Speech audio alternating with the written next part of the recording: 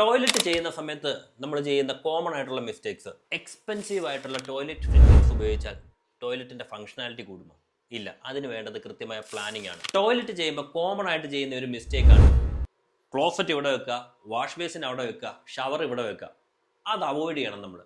നമുക്ക് എപ്പോഴും outer വാളിൽ straight ആയിട്ട് ഫിറ്റിങ്സ് വരുന്നതാണ് പ്രാക്ടിക്കാലിറ്റിക്കും ഫംഗ്ഷനാലിറ്റിക്കും നല്ലത്.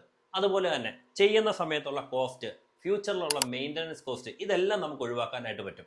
അത് ഔട്ടർ വാളിൽ ഡയറക്റ്റ് ആയിട്ട് പൈപ്പ് പുറത്ത് പോകുന്ന രീതിയിലാണെങ്കിൽ ഏറ്റവും നല്ലത്. ഒരു ടിപ്പും കൂടെ പറഞ്ഞു തരട്ടെ. ടോയ്ലറ്റ് ഡ്രൈ ആയിട്ട് സൂക്ഷിക്കാൻ എപ്പോഴും 2 ഡ്രെയിൻ കൊടുക്കുക. ഒന്ന് ഷവർ ഏരിയയിലും ഒന്ന് ഡ്രൈ ഏരിയയിലും. രണ്ടിനും 2 സ്ലോപ്പും കൊടുക്കുക. എപ്പോഴും ടോയ്ലറ്റ് ക്ലീൻ ആയിട്ടിരിക്കും. കോമൺലി കാണുന്ന മറ്റൊരു മിസ്റ്റേക്കാണ് വലിയ ടോയ്ലറ്റ്സ് പണിയും വളരെ ചെറിയ വെന്റിലേഷൻ കൊടുക്കും. എപ്പോഴും വലിയ വെന്റിലേഷൻസ് കൊടുക്കുക. അത് നമ്മുടെ ടോയ്ലറ്റ് ഡ്രൈ ആയിട്ടിരിക്കാൻ സഹായിക്കും.